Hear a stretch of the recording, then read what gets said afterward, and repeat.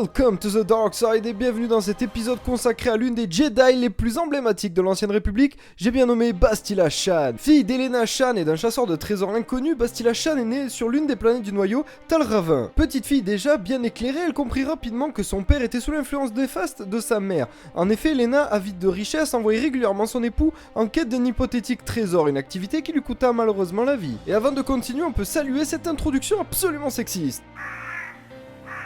En effet, dès son plus jeune âge, Bastila avait déjà tissé un lien très puissant avec la Force. En effet, elle faisait léviter toutes sortes d'objets. La mort de son père et la cupidité de sa mère sont les deux facteurs qui poussèrent alors la jeune utilisatrice à rejoindre l'ordre Jedi. Devenant un membre puissant de l'ordre Jedi, Bastila développa un pouvoir particulier, celui de la méditation de combat. Celui-ci permettait d'exalter ou de détruire le moral d'une armée tout entière. Lors de sa vie au temple, elle assista au discours de celui qui deviendrait plus tard le futur Dark Malak. Celui-ci fustigeait la décision de neutralité du Conseil et demandait aux autres Jedi de prendre les armes contre les néo-croisés mandaloriens. Tout ça supervisé bien sûr par un Jedi, Revan le revanchard. A noter que de nombreux Jedi rejoignirent Revan, cependant Bastila resta fidèle au conseil et à la décision des maîtres de l'ordre. En 3959 avant la bataille de Yavin, les guerres mandaloriennes laissèrent place à la guerre civile des Jedi. Jadis, les héros des guerres mandaloriennes, Revan et Malak, étaient revenus de leur traque de la flotte mandalorienne profondément changés. Devenus les leaders du nouvel empire Sith et portant les noms de Dark Revan, seigneur noir des Sith, et Dark Malak, apprenti seigneur noir Sith,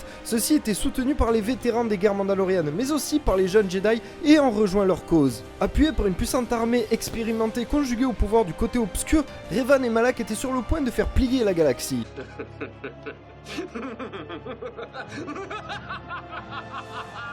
That's how you do an evil laugh.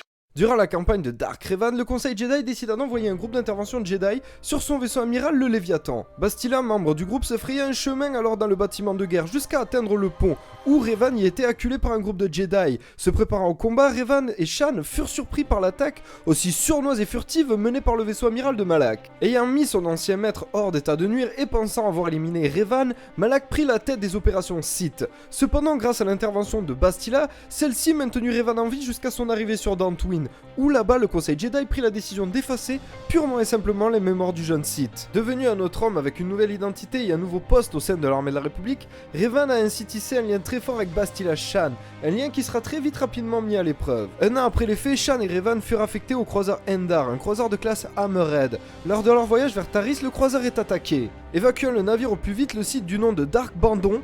Non mais Dark Bandon... Non mais t'es sérieux, Dark Bandon, genre c'est le cousin de Didier Bourdon qui est devenu Sith? Enfin bref, Dark Bandon, comme je disais, infiltra le navire afin de faire de Bastila Shan leur prisonnière. Malheureusement pour eux, Shan avait déjà évacué et s'était retrouvé piégé au sein des bas-fonds de Taris. Prisonnière d'un gang de soupes baptisé les Vulcains Noirs, ceux-ci traitèrent Shan comme n'importe quel otage, loin de s'imaginer le passif de la jeune femme. Les Vulcains Noirs, sans le savoir, l'avaient sauvée et cachée des Sith. On appelle ça un énorme fail. I got it. Bastila est néanmoins sauvée par Revan et un soldat républicain du nom de Kart Onasi. Bastila, libre et accompagnée de Revan et de Kart, elle cherche à échapper à Taris, planète soumise à un blocus Sith. Faisant la rencontre d'un mercenaire mandalorien travaillant pour l'échange, Canderous Ordo, l'équipe met sur pied une mission d'infiltration, afin de faire l'acquisition des codes d'identification afin d'échapper au blocus. Se rendant ensuite auprès de David Kang, Bastila et Revan avaient un objectif très simple.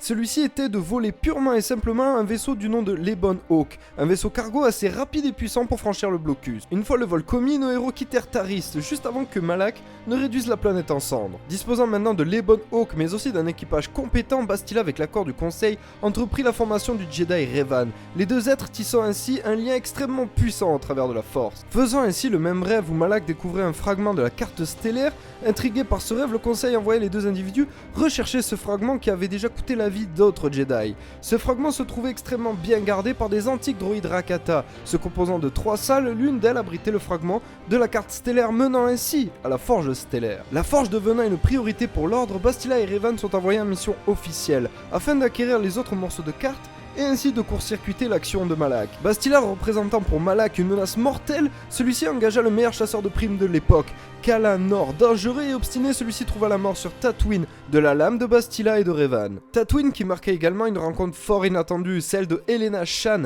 qui indiqua à sa fille l'endroit où s'était rendu jadis son père qui avait tenté de collecter une perle de dragon Krayt. J'ai envie de me suicider parce que c'est cool, la mort. Ouais, c'est trop cool. Retrouvant sa dépouille, Bastila a compris que son père avait tenté l'impossible afin de collecter des fonds qui serviraient à soigner Elena, atteinte d'une maladie alors non diagnostiquée. Leur quête de la forge stellaire conduit Bastila sur la planète berceau de la civilisation Rakata, Léon. Au sein du temple des anciens, elle fut torturée par Malak qui finit par la faire basculer du côté obscur de la force. Bastila persuadait alors que le conseil des Jedi était corrompu et inhibait son pouvoir, devenant l'apprentie de Malak, Bastila combattit pour l'ordre et l'Empire Sith. Elle alla même jusqu'à combattre ses anciens compagnons ainsi que Revan dans le temple des anciens, un affrontement qui vit naître une promesse, celle de Revan. En effet, devant Bastila, Revan refusa de rejoindre l'ordre Sith, et se promit de ramener la jeune femme du côté lumineux de la Force. Une fois auprès de Malak, Bastila fut placée dans la salle de l'hologramme. Là-bas, il y attendit l'arrivée de Revan et de la flotte de la République. L'attaque républicaine est alors imminente et une fois celle-ci sortie de l'hyperespace, Malak déversa sur elle une gigantesque puissance navale. Alors que la bataille faisait rage, Revan réussit à parvenir jusqu'à Bastila, qui mit les compagnons de Revan hors d'état de nuire. Un combat épique s'engagea alors entre les deux protagonistes, un combat que Revan domine amplement. Devant une défaite inéluctable, Bastila demande à Revan de lui donner la mort, une demande que Revan refusa bien évidemment. Devenu un Jedi émérite et plein de sagesse, il parvient à ramener Bastila du côté lumineux de la Force.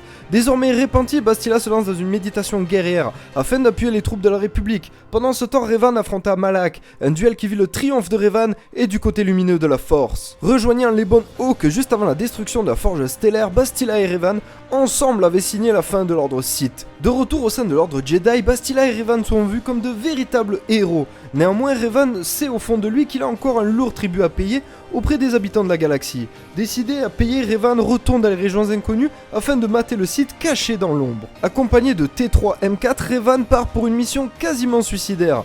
En effet, T3-M4 revint des régions inconnues, mais pas en compagnie de Revan, mais bien en compagnie de l'exilé. Bastila avait en effet programmé le droïde pour qu'il revienne en espace connu s'il arrivait quoi que ce soit à Revan.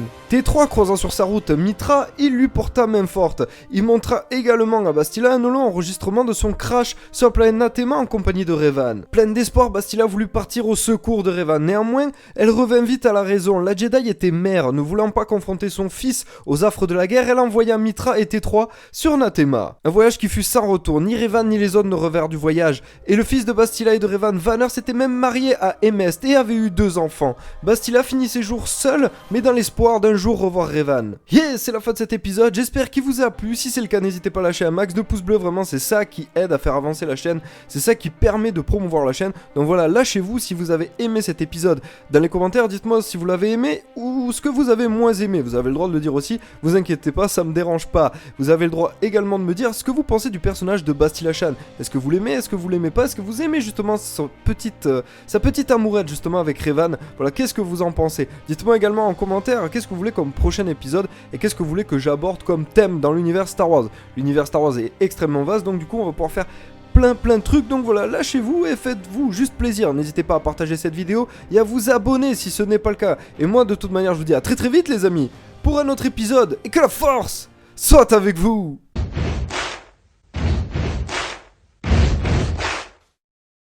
I've done my sentence, but committed no crime.